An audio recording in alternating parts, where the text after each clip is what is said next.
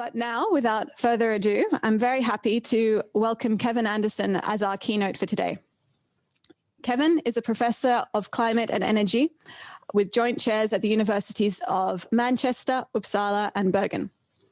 Kevin has made several key contributions to the development of Paris-compliant carbon budgets at local to national levels in the UK, in Sweden, and beyond. We miss having Kevin here with us in Sweden, but are very grateful that he can join us today from across the pond. So to talk about net zero and real zero and how we are using carbon budgets to frame Paris-compliant mitigation policies, welcome, Kevin. Thank you very much. Can you hear me okay, Isabel? Loud and clear. Excellent. And let me share screen. Let's see if this technology works. So let's have a look. Let's minimize that.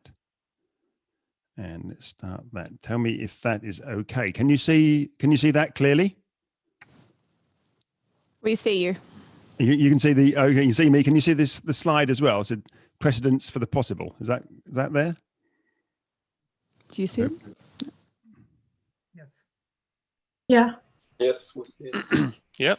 Excellent. Yeah. Right. Okay, fine. Well, actually, I've very much missed being back in Sweden. I've had many conversations with Isaac, and we send WhatsApp pictures backwards and forwards, but it's not the same as actually being there. So hopefully, sometime in the not too distant future, I can return back on the long journey back up north. Anyway, for today, I've called this talk here "Precedence for the Possible." And it'll become obvious in a moment why I refer to it as precedence. And then the subtitle, if you like, is Banking, COVID, Net Zero, and Paris. And this builds on some work that Isaac and another Manchester colleague, John Plodrick, and I have been doing, along with lots of other people within CMUS and within the Tyndall Centre over here as well. So it's a culmination of quite a lot of other work. For those interested in social media, I have quite an active Twitter account, which you can see there at Kevin Climate. So I'm going to start off with perhaps a slightly unusual first slide and just take us back to 2006, which doesn't seem very long ago when you're my age. And I think it was quite common then when we talked about climate change, but indeed about any other sort of major social issue, that there's a sort of view that rapid social change is impossible because the public, of course, will never accept it. Now we hear this, we've heard this repeatedly. It's the whole sort of, it's the mantra that very often comes out when you're suggesting something significant. Then in 2007, we had the subprime mortgage scandal, and that triggered a banking crisis that by 2008, we had really huge levels of austerity. The policies been put in, austerity policies putting in, which have been there for a decade in some parts of the world. The US, the UK have been good examples, particularly hitting the poorest communities, as is very commonly the case. Huge cuts in public services, massive job insecurity, and deep social upheaval for many. People were going through huge, and still are actually, as a repercussion of it. Over a decade later, for some people anyway, huge social upheaval. There was also a really interesting issue in that the whole language of quantitative easing, which is to put it very simply, was a huge transfer of public money via the banks into the private sector, in theory, to stimulate spending. It didn't do that. In fact, a few people made lots of money out of it. But nevertheless, if you looked at somewhere like the UK, indeed this happened around the globe, we put in about a third to a half of our annual GDP was actually mobilized. This money was almost materialized out of thin air to try to change how we do things. So we went from the impossible to the deliverable in 2 years of the banking crisis.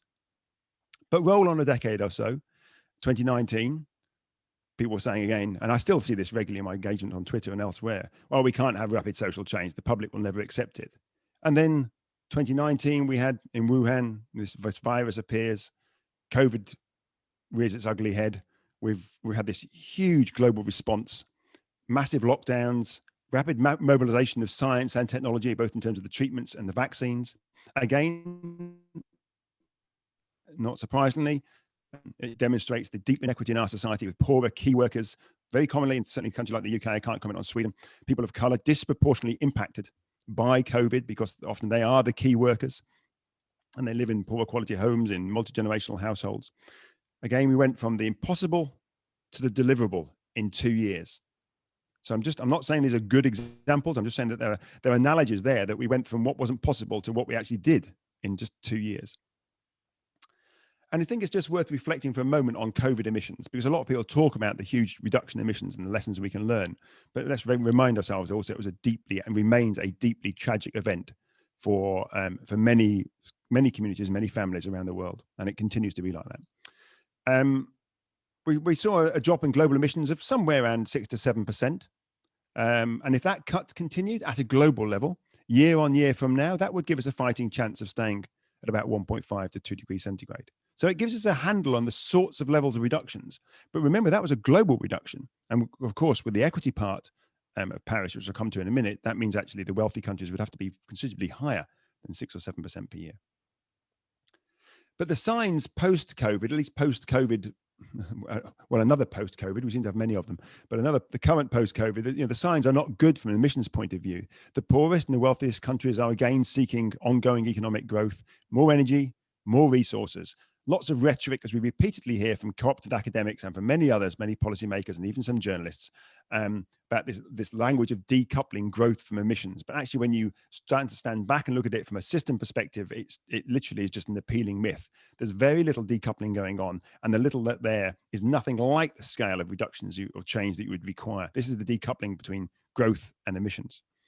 So we're not delivering any real decoupling.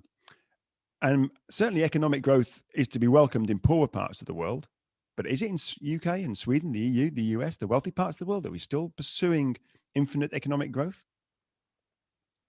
So let's go now, rain this forward to today, 2021.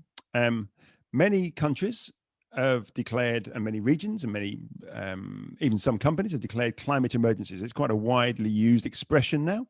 The EU has declared a climate emergency. In Sweden, we've got London, Malmo, municipalities declaring a climate emergency.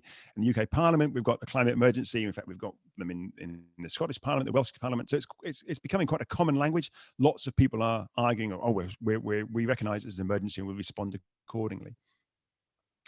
But what are the responses to it? Well, actually, unlike COVID, unlike the banking crisis, there are no sweeping and rapid social changes going on. There's no immediate and widespread penetration of low carbon technology. Okay, we've seen some renewables, but they're plus oil, gas, and coal. We've seen some electric vehicles and e-bikes and some other things like that, but they're again plus diesel cars and SUVs, four-wheel drives. We've seen some improvements in efficiency, but they go along with more consumption. So that we're not actually seeing a substitution, we're just seeing it in addition to. And we've got the language that's come with this is this whole language of net zero 2045 for Sweden and indeed for Scotland, or net zero 50 for the UK. This sort of language of net zero, it's emerged, it's ubiquitous, it's everywhere you go. It's just the language that is repeatedly trotted out. And what I want to try and do in this presentation is unpick this. Is this an appropriate response to our Paris temperature and equity commitments? And just to reflect for us just a moment, to remind us, we're probably all quite familiar in this event, but the Paris commitments. We're committed to keep emissions down so we stay well below 2 degrees C and ideally aim at no more than 1.5, to do so in accordance with the science and on the basis of equity. So it's hopefully something we're all fairly familiar with.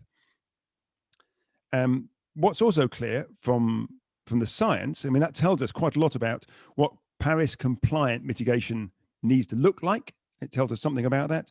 And it brings us to the focus of these 3 days, actually. It brings us to the focus of carbon budgets. It's not long-term targets. It's not what you've done by 2035 or 2040 or 2045 or 2050. In isolation, those are, actually, I would argue they're probably part of the problem, not part of the solution. It's the carbon budgets, the total amount of CO2 that we emit that matters. And just for anyone that's not familiar, it's the area under the curve on a plot like this. And if in the short term we decide we want to expand our London airport, or in the UK spend £27 billion on new road infrastructure, then that means the emissions will likely go up and future generations will have to reduce their emissions still further to mitigate further. And I would argue that that's impossible. Now, based on the IPCC, the latest report, SR 1.5, the Intergovernmental Panel on Climate Change, if we adjust their carbon budgets to January 2022, and we think about energy only, then to pursue 1.5 and stay well below 2, then from the beginning of next year, of 2022, we've got a global budget of around about 600 billion tons. It could be a bit higher than that, it could be a bit lower than that, but it gives us a good flavor of the sort of amount of emissions that we can put into the atmosphere. In 2019, emissions were about 36.5 billion tons. It looks like this year, 2021, will be just slightly lower than 2019. So we're already seeing a real big bounce back from 2020. So that's under 17 years of current emissions from 2022 before we wipe out the complete budget for a reasonable chance well below 2 degrees centigrade. Now, just this week, just a few days ago, we heard the great and the good that came together in a big event, G7 Climate and Environment Minister event, and they, in quite measured language in some respects, but they've said we must focus on 1.5. So there's been quite a lot of the way it's been reported that there's a shift from 2 degrees centigrade to 1.5 is the focus, which sounds good. We'd all like to see the lower temperatures, not exceeding those lower temperatures would be good. But let's play out that from the maths using the IPCC, just a really simple graphic. If you look at where emissions will be in January, they won't be hugely different from where we are today, so we know what they're going to look like in January. And you took the IPCC headline budget for a likely chance of 1.5, then you would need 0 CO2 at a global level if you start in a straight line from January, there was a simple stylistic graph, by 2029. 0 emissions around the globe to stay in 1.5 for a likely chance. And even if you went for a 50-50 chance, just using a bit of arithmetic and the budgets from the IPCC, you still need to be 0 emissions globally by 2038. This is a very different story, I think, from the one we're typically getting to hear. So why is this so different to net zero? You know, this whole language of net zero, which I'm sure you're all very familiar with. Well, first, I think it's important to remember that net zero is a new phrase. It's nothing, we haven't had this language of net zero, this framing of net zero is something that just appeared just in the last few years. If you look in the SR 1.5 report, 2018, in the summary for policymakers, then it's mentioned 16 times. If you look at the AR5, the previous report from the IPCC and their synthesis report for the summary for policymakers, it's not mentioned once. You look in the Committee on Climate, the UK Committee on Climate Change's 6th budget report, and it's a long report, 427 pages. It's on numerous times on every page. It's referred to somewhere between 3,000 and 5,000 times they use the expression net zero. Look at the previous 5th budget report from the Committee on Climate Change in 2015. It's not mentioned once. Now, it is true to say that the language of net cumulative emissions in various ways has been referred to, if you like, within the science. But the appealing translation and the ubiquitous use of net zero by everyone is a very new phenomena. And one I think that we've taken on board unproblematically because it allows us to basically avoid near-term action on climate change, and we can hide all sorts behind it. So it's important to recognize that net zero 2050, net zero 2045 for Sweden. Firstly, this is not based on the concept of a total carbon budget. And it's interesting to note that the UK previously had legislation that was based on a total carbon budget for the UK as, I think the budget was too large, but it was deemed to be an appropriate contribution to staying below 2 degrees centigrade. But now that's gone. Now we simply have this net zero 2050 framing. So this whole language, it moves the debate from what we need to do today, which is what carbon budgets force us to face.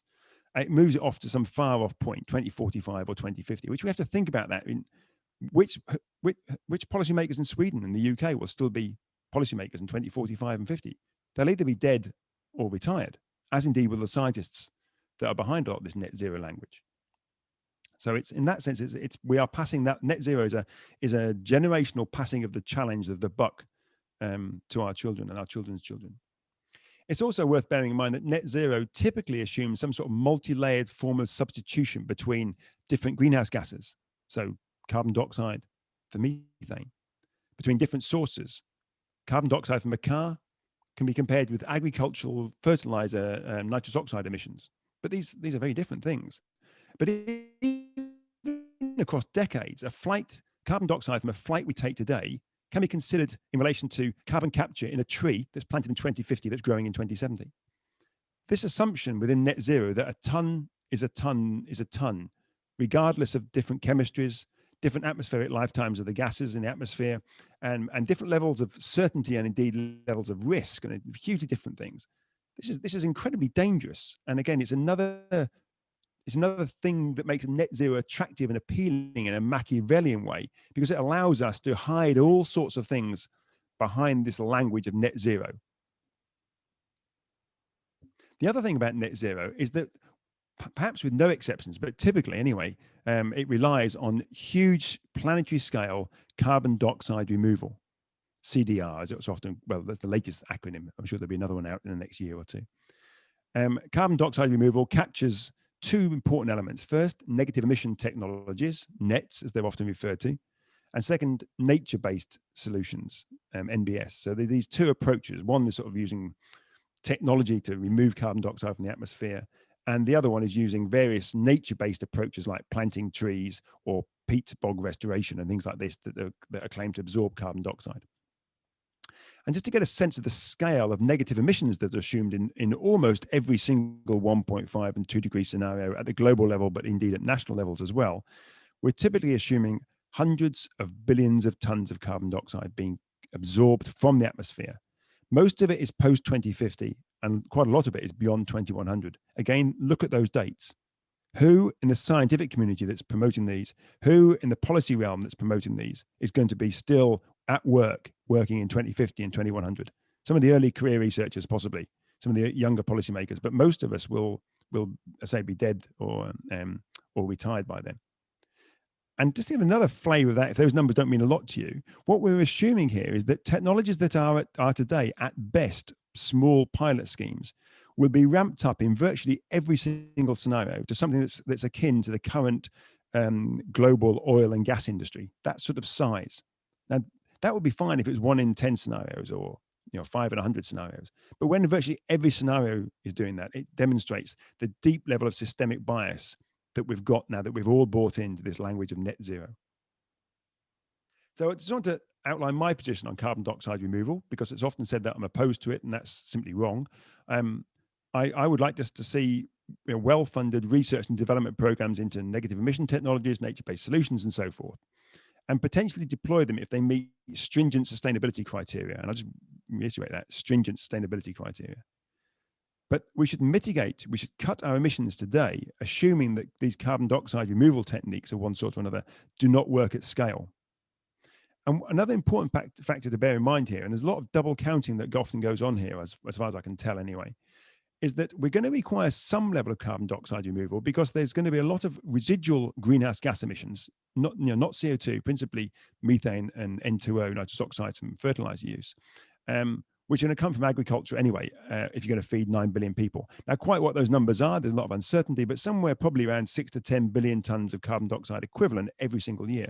So we'll have to find some way of compensating from the warming from feeding the world's population. And certainly there are plenty of things we can do with our food eating habits and with our agricultural practices, but nonetheless, it still looks like there will be a lot of emissions from the agricultural sector. And therefore, we need to have real zero emissions from energy. We cannot be using all of these other techniques, nets, NBS, and so forth, to allow us to carry on with our high energy use.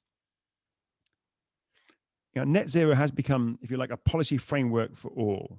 And some argue, and there's been some question discussion in some of the sort of journalist papers around climate change recently, saying, well, actually, that's one of its real strengths, is it brings everyone together. But in my view, it's so vague that it seriously undermines the need for immediate and deep cuts in emissions. So I can see some merit in an approach that does bring people together. But if it sells everything out in that process, then I think it's actually more dangerous than it is of benefit. And I think net zero very much falls into that category. I just like to use the UK now as an example of why I come to that conclusion. And the UK is one of the more progressive countries. I wouldn't say that normally about the UK, most things, but in terms of its sort of framing of the climate agenda, it's thought about this quite hard at multiple layers. But just look what's happening here. We often hear this language, and I heard one of my colleagues saying it the other day, that we're going to have almost zero emissions in 2050. And that's just rubbish. If you look at the spreadsheets behind the government's policies, behind the Committee on Climate Change Analysis, they're still assuming 31 million tons of carbon dioxide for the UK from fossil fuel use in 2050. That's higher CO2 per capita, allowing for population growth in the UK in 2050 than a typical Kenyan has today. So it just demonstrates we're still locking in ongoing fossil fuels. It also assumes that 31 million tons of CO2 continues well on into the second half of the century. And that plays out probably about another 500 million tons, plus or minus some, of fossil fuel generated carbon dioxide emissions after 2050.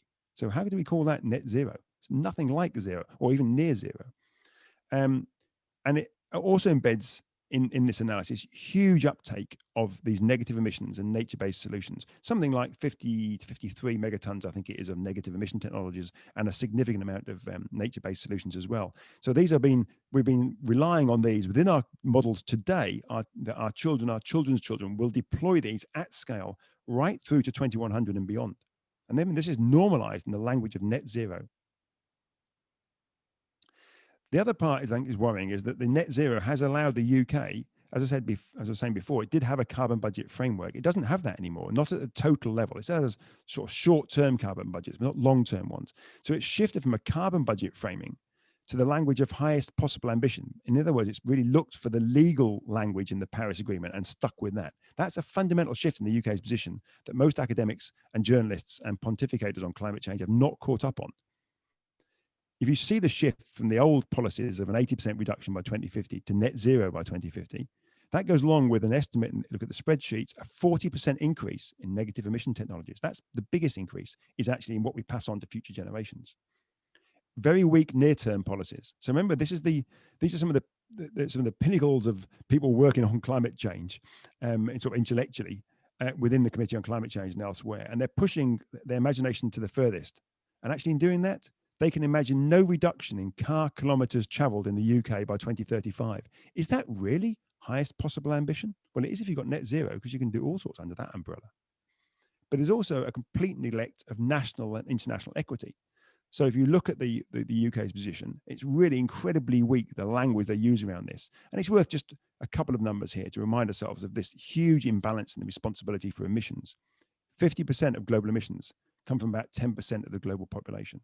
The top 1% of global emitters have twice the emissions of the bottom 50% of the global population. Just think about that. The top 1%, twice the emissions of the bottom 50%. So there's this huge asymmetry. This is never captured in the Swedish 2045 net zero framing or the UK's 2050 net zero framing. Put simply, net zero allows us to have large but still incremental changes to business as usual. And it disguises this as if it's still in line with the Paris temperature and equity commitments.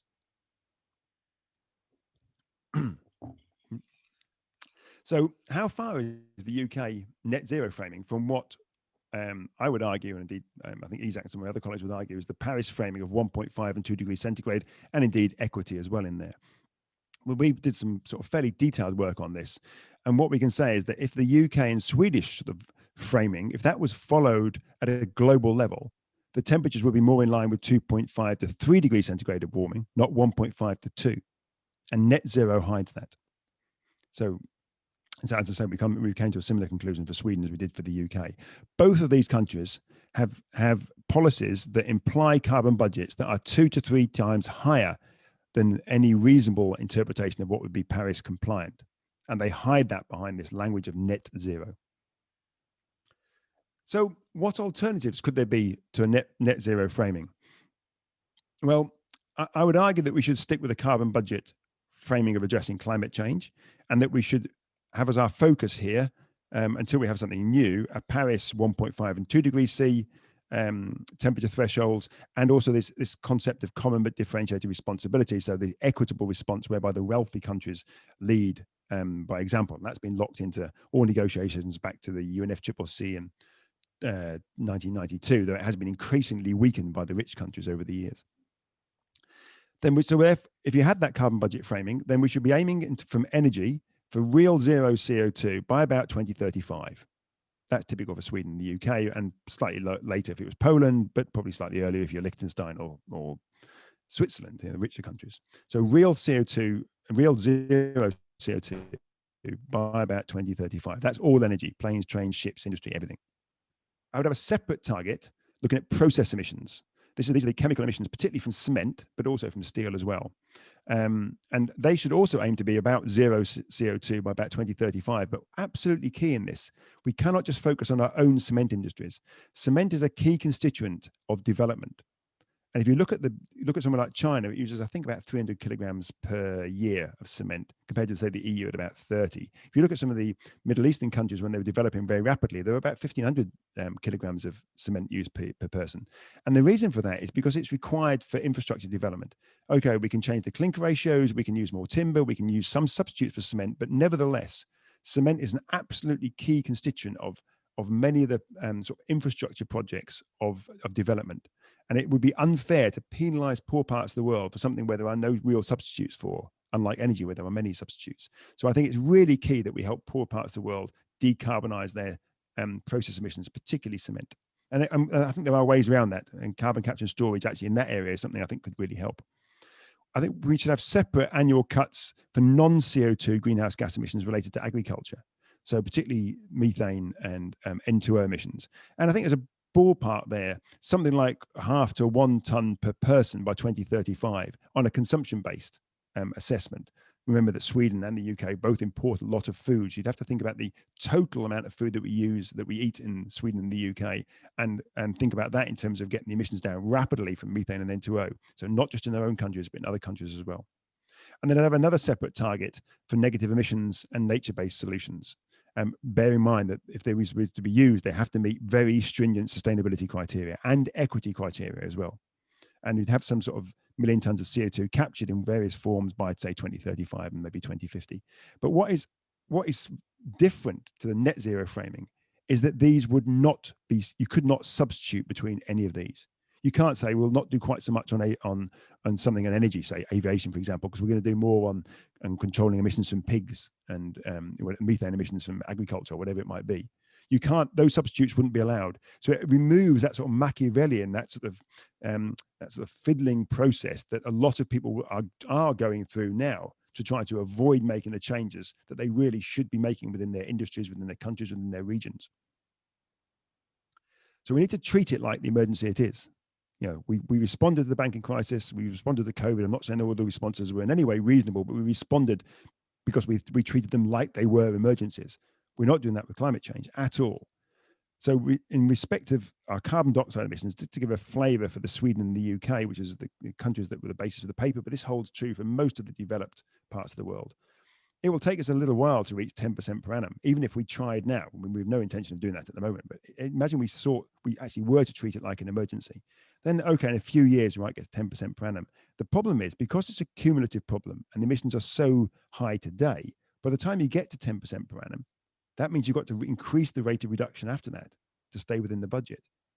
So you'd have to be something like 20% per annum by 2030, which is about a 75% reduction in total emissions compared with 2019, not compared with 1990, compared with 2019, just pre-COVID, we'd need about 3/4 of our emissions to be removed from the system by 2030, and then zero carbon by around 2035. And that's real zero, not net zero. Now that is immediate and profound system change. There's nothing about that you can capture in the current way that we're operating in our society. So we are talking about huge shifts in the productive capacity of our society, from furnishing the luxuries of many of us to actually delivering the low carbon infrastructure and the big behavioral changes that are going to be necessary. So to conclude, the headline choice for developed nations is that if we prefer to ignore international equity, if we're happy to pass a huge burden onto our children in terms of reducing emissions, if we'd be happy to be part of a 2.5 to 3 degrees C future and possibly even more from additional feedbacks, and we're happy to renege on our Paris commitments, but actually this allows us to dovetail with today's politics. It allows us to maintain the current economic market model. It allows us to have sort of sizable adjustments, but they're only adjustments to business as usual. It's not questioning business as usual in any way. Then let's carry on with 5% per annum mitigation at best, and net zero by 2045 for Sweden or 2050 for the UK, and fail our children. If, however, our preference is to take international equity seriously, then we need a huge mitigation effort by this generation now. Then we have to cut our emissions in line with well below 2 degrees C, and we have to abide by our Paris commitments. Now if you're going to do that, that's going to require a huge ramp up in government intervention in almost every single corner of our lives, because we have chosen for 30 years to do nothing about climate change. It can require a profound and rapid reshaping of our economics, or I would actually prefer to call it our finance system. And it's going to require immediate and deep cuts across all sectors. There are no exempt sectors from this. Every sector is going to be struggling to do this. But this would give us about, say, 10 to 20% per annum reduction in emissions every single year. But bear in mind, the equity part will play out much more for some and much less for others. And real zero by about 2035. If that sounds impossible, we should have started earlier. And of course, what I said at the beginning, what we did in 2006, the banking, or 2007 and 8 rather, with the banking crisis was seen to be impossible. Our response to COVID was seen to be impossible. We did the impossible within 2 years on both of those. Delivering Paris requires new narratives. It needs us to rethink, well, what constitutes growth, progress, and development in our society?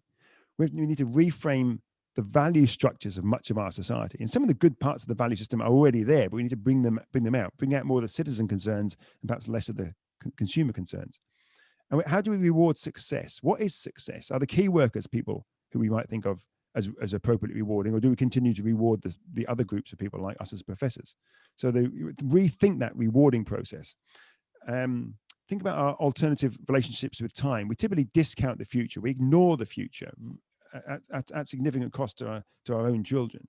But we need to rethink that, learn lessons from the past, and genuinely think very seriously about the implications of our behavior today on the future. We need to embed genuine concern for inter and intergenerational equity. Thinking about other people elsewhere in the world, whether they're the people suffering from the storms exacerbated by climate change, or the typhoons exacerbated in severity and potentially in frequency in the coastal strip of Bangladesh, or the people suffering from Sandy or in Haiyan in the Philippines, the people suffering from the additional impacts of climate change on extreme weather. Think about them. Think also about future generations as well, to embed inter and intergenerational equity. And finally on this, I think a much, much deeper appreciation of the more than human world. And that's important because we're not just facing a climate change crisis. There's a whole suite of different ecological crises of one sort or another, which many of you here will know much more about than I do. But these are all coming together in a really messy and devastating way. And I think we have to have a much greater appreciation of the more than human world of which we are part, and we're not abstract from it.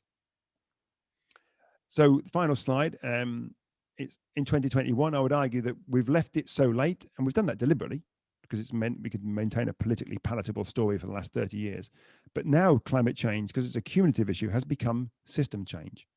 And as Einstein noted, insanity is doing the same, or at least it's attributed to Einstein. Insanity is doing the same thing over and over again and expecting a different result. And thus far, we've chosen to pass on to our own children the consequences of 30 years of such insanity.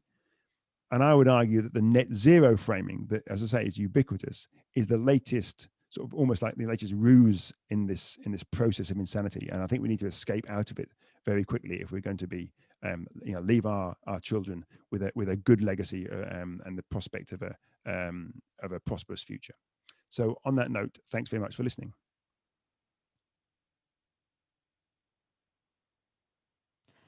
Thank you so much, Kevin. Now we've got some questions that are already filtering in our chat. Feel free to keep asking them. First off, though, we have a few clarifications for you, Kevin. Firstly, Simon from Jönköping asks, what's the global budget, including all greenhouse gases? Is it still 600 gigatons of CO2? And Annalise asks, does the 1.5 degree curve include the decrease of aerosols? Yeah, both really important questions. One of the problems with trying to have a global budget for all greenhouse gases is that actually many of the gases have very different lifetimes. So how do you compare methane, which has a much shorter lifetime than carbon dioxide? And so I think there's a real danger in thinking that we can just put them all together and have one big global carbon budget. And the language of global warming potential, I think, has fed into a misunderstanding around these gases. So actually within the science, they don't look at it like that. What they look at is this sort of what they call the instantaneous warming. They use a sort of the pure science, if you like to think about it. And in that, they make estimates of what they think will happen to the different gases over the century and the levels of warming that they will bring about. And then they look at the carbon dioxide purely as carbon dioxide, and they work out the budget you can emit So I think bringing them all together really risks this idea of substitution, that you can swap out methane for CO2 or nitrous oxide for CO2. But it doesn't mean to say you can't consider the other gases. As I said at the end, you have to think about the other greenhouse gases. They are absolutely key to the story, but carbon dioxide is the principal one. But they don't all fit into a neat carbon budget framework. In theory, you could have nitrous oxide and carbon dioxide you could bring together because they both last a long time in the atmosphere. But I think it would be inappropriate to bring methane, for instance, and indeed some of the other greenhouse gases and carbon dioxide together. And on the second point was that those curves that I used there, they include the latest understanding of aerosols, because those carbon budgets in the IPCC reports do have some feedbacks from aerosols, which overall make things a little cooler, well, maybe quite a lot cooler. But there's also a lot not known about aerosols. So there's quite a lot of feedbacks that aren't included quantitatively in the IPCC reports, and that's simply because we don't understand them well enough. But on average, it's believed, and some of the latest work tend to suggest this, that actually the budgets will be smaller because the feedbacks are likely to make the situation worse. And so, yes, if we remove the aerosols, it probably would be that the budget would get a little bit smaller. No good news, I'm sorry. Well, we were definitely expecting that. Rebecca has a reflection on the idea of fairness for you. How are we going to be able to cut or stop these emissions in a fair way? I guess reflecting on the idea of a fair outcome and also a fair process that doesn't end up isolating different groups of people. Yeah. I think we've left it so late that the best we can hope for now is the least unfair approach, which seems a slightly strange way of putting it. You know, fairness would have required us to respond a long time ago. If we think of fairness between countries, the framework I would take is the carbon budget framework. I think it works well, but whatever we do, it's going to be massively challenging. And we have a global carbon budget, and the fairness argument there is how do you divide that between countries? And the problem is everyone plays poker with it and wants a larger amount, which is what happens when you add up all the nationally determined contributions. Every country's pledges, it comes out to somewhere between 3 and 4 degrees centigrade of warming. So we've got to find some way of splitting the global carbon budget up fairly between countries. Actually, there are some techniques for doing that in philosophy, where you get countries to represent each other. So rather than Sweden represent its position, Sweden would be represented by Ghana. Ghana would be represented by Nigeria, Nigeria by the US by China. And then actually what you can show us from philosophy is actually you get much fairer distribution if you're representing other people, because you aim at fairness. When you're representing yourself, you aim at greed. So there are some interesting tools for doing this, but we have to find some way of doing that. Ultimately, this is an issue of staying within the carbon budget. But then within countries, I think it's really interesting then how we play that out. And that will be culturally specific. So we looked at countries like the UK and the US, they're deeply uneven societies. And I think I don't think there's much choice about this really. Those of us that are responsible for the lion's share of the emissions are going to have to face some profound changes to how we live our lives. But the majority of people in the UK and in the US and probably even in Sweden, by definition, are below average consumers. And for a lot of those people, it's actually major structural change, physical infrastructural change that will bring the emission reductions down for them. So fairness plays out very differently depending on your socioeconomic group and other cultural facets as well. But I don't think we should have a global view of that. I think it's up to each country to determine how it is best to live within its carbon budget, rather than sort of a colonial view, which we would have liked to have in Britain years ago, where we will impose the approach that every other country should adopt. But I think they should do that themselves. Thanks. Now we've got a few different questions that are coming in concerning carbon budgets in the Swedish context and how we can count them. So we have one question about agriculture, which in Kalmar landscape, for example, is responsible for 33% of emissions. So do you have any suggestions for how to incorporate agriculture or complementary approaches to carbon budgets to address this? We've also got a question about consumption-based footprints and how to incorporate those within carbon budgets in the Swedish policy landscape. And finally, a question about historical emissions and including them within carbon budgets in Sweden. All hugely important questions that would be an hour's presentation on each. Agriculture is not my forte, but it's a very important part of the emissions. Probably 20-25%, depending quite how you measure these things, of the warming we see comes from agriculture-related emissions.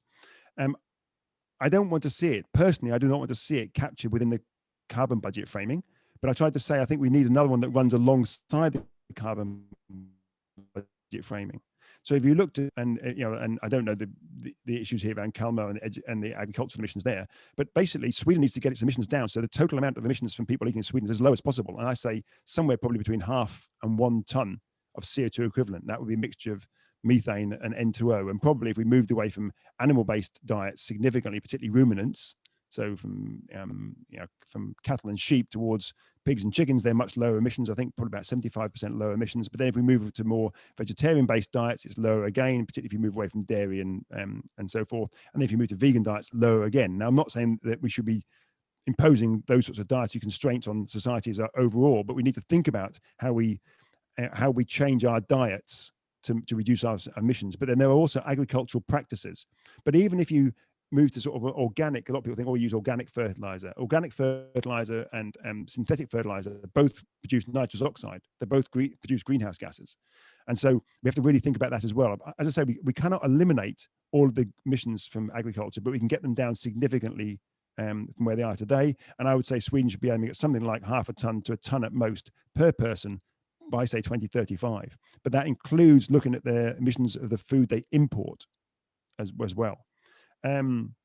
Consumption-based emissions. Yeah, I mean, Sweden talks a lot about this, and it's a really big thing in Sweden. And I think it's really important to bear in mind that a lot of our emissions relate to goods that are made elsewhere in the world, and then we import them and blame the other countries for the emissions. We hear that repeatedly in relation to China.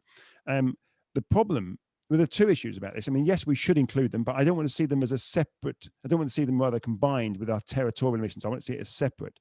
Territorial emissions, for one thing, we know the numbers very accurately. We know how much fuel we use with a high degree of accuracy. When you think about consumption-based emissions, we don't know the energy systems that are making our things that we import particularly well, and they might change as well. So there's a much greater uncertainty with consumption-based emissions. Also, the policy levers that we have for our own emissions in our own countries are much stronger than the policy levers, the direct levers, than the indirect levers we might have for energy use elsewhere in the world in producing the goods that we import. But I do think it's really key that we think about consumption-based emissions. Otherwise, we just offshore the emissions to other parts of the world. But I would hold both of those inventories together. And if one's going in the right direction and one's going in the wrong direction, then you need to stop and think about why is that? Are we just offshoring all our steel and our cement? I mean, and think about that. But they should be complementary. They shouldn't be separate. They shouldn't be they shouldn't be sort of brought together as only one unit, as one budget. So two complementary budgets. And historically, yeah, this is really true. But the problem, as I said right at the beginning, we have chosen to squander our opportunity to do something fair about climate change. And so now you're just down to doing what you can best do that's practical and the least unfair as possible. I mean, if we were seriously fair about this, we would all stop emitting now. We'd close this Zoom event down, and we would stop emitting in the wealthy parts of the world. And we'd have to find, pumping huge amounts of money into poor parts of the world. We squandered our budget years and years ago. And we still, at every single COP, the rich countries play out as much as they can that they're going to get a big share of the budget, and we're going to reduce the amount of financial support to poor countries. So the historical emissions need to inform our humility, if you like. But unfortunately, I don't think we can practically take them on board and using them to allocate out the emission budget anymore, because there simply isn't enough budget to do that with. Good food for thought. Now, you mentioned that most scenarios use 1.5 to 2, most 1.5 to 2 degree IPCC scenarios use CDR within their modeling.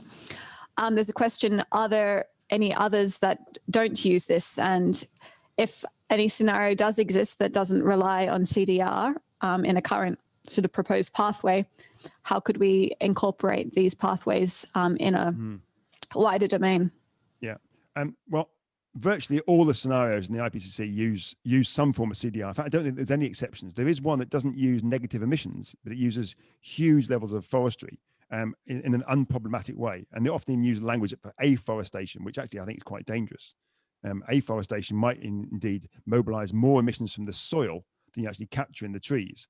So I think we have to really think about forestry. There's a real easy win in the models. You just plant a tree, you look how big the tree's going to get, look how much carbon, the weight of the tree, and you know how much carbon you've got. But it doesn't look at the complex ecosystems that are involved in forests or in soils. So you really need to understand that. And I think a lot of the modelers have not done a good job on that.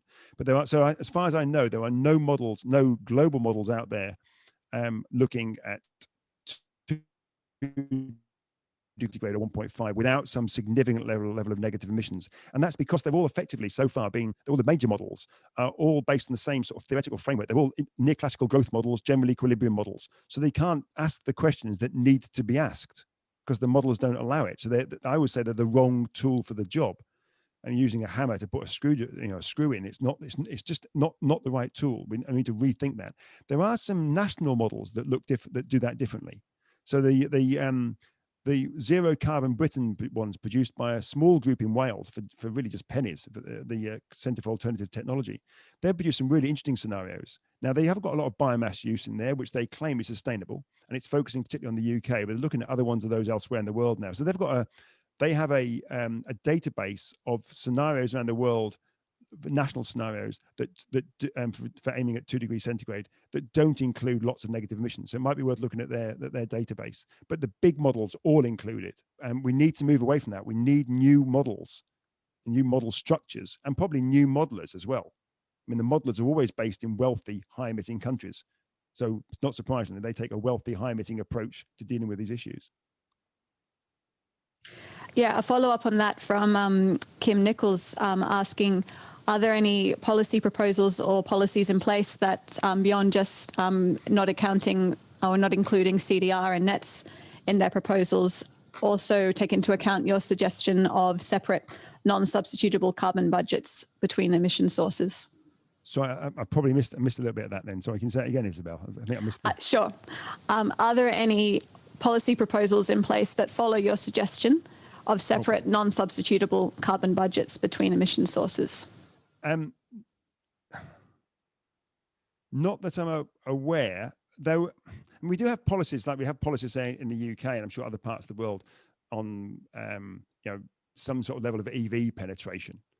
But they're often very vague, and the reason that they're so weak as well is that they are, in a sense, those policies that look like they're just focusing on EVs are in place because they're allowed elsewhere to deal with negative emissions. So the negative emissions are everywhere playing out, even when it doesn't look like they're there.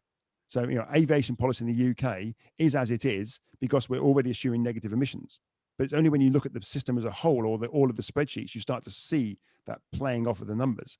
So it looks like they're separate, but they're not. So unfortunately, it is completely endemic in our system at the moment, this idea, the assumption of negative emissions. What's been interesting, and this is, I tend to use Twitter as a very I find it a really useful form of engagement. I know other people may not find that, but it's very constructive as well, I think, in lots of ways.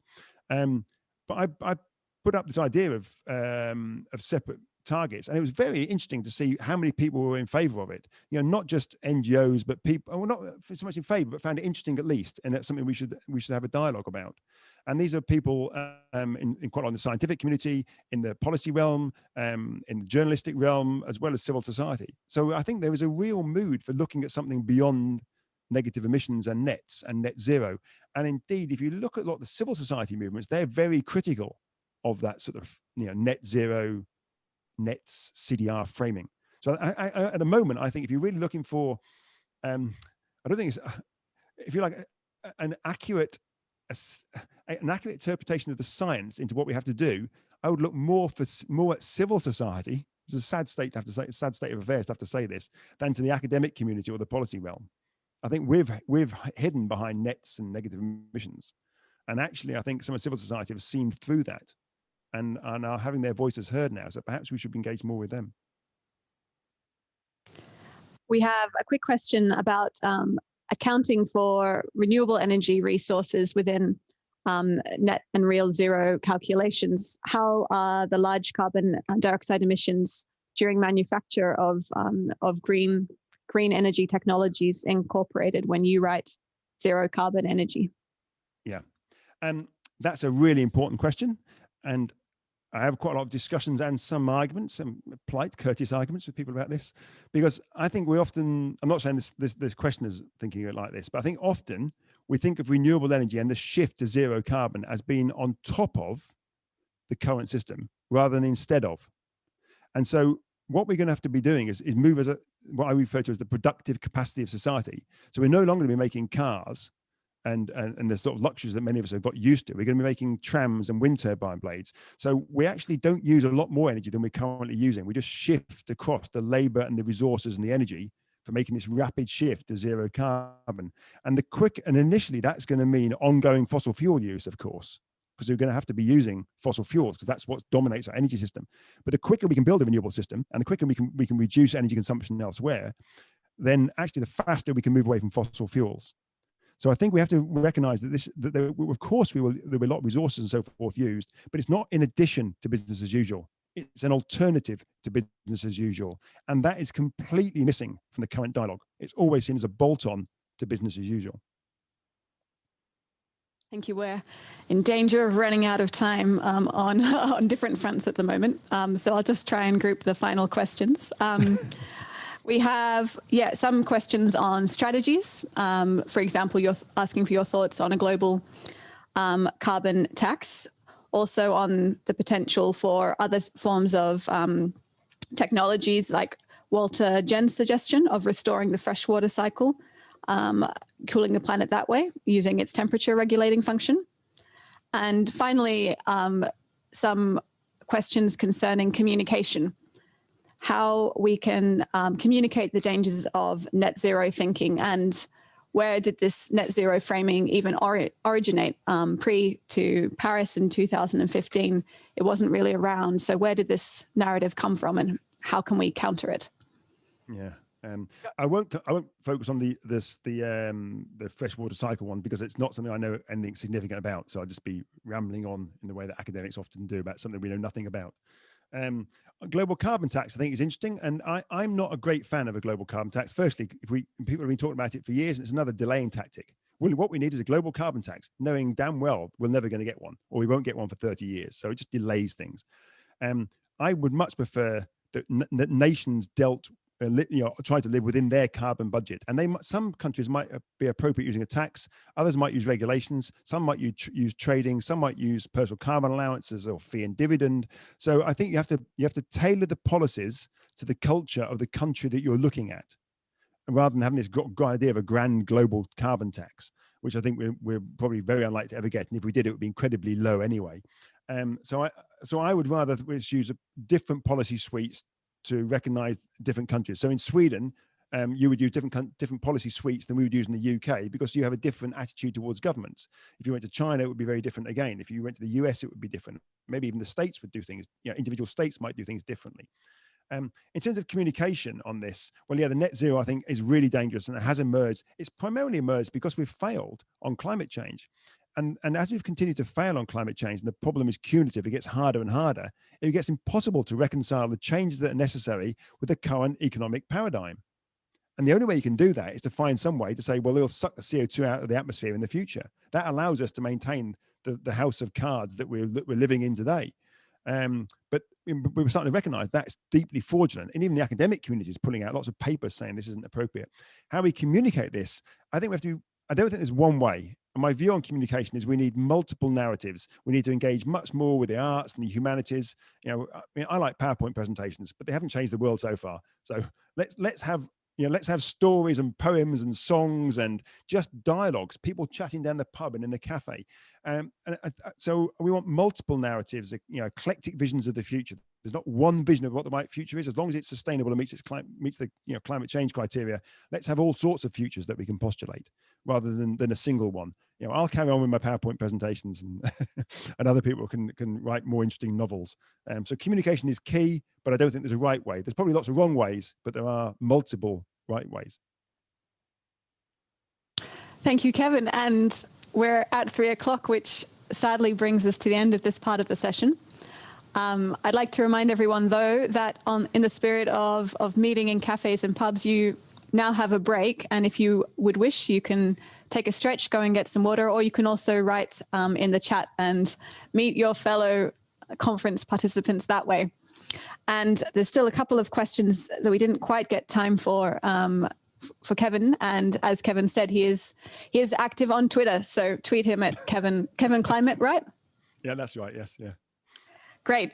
So we'll now take a break, and we'll be back at 3:15 Swedish time to have a series of short presentations on rapid decarbonization.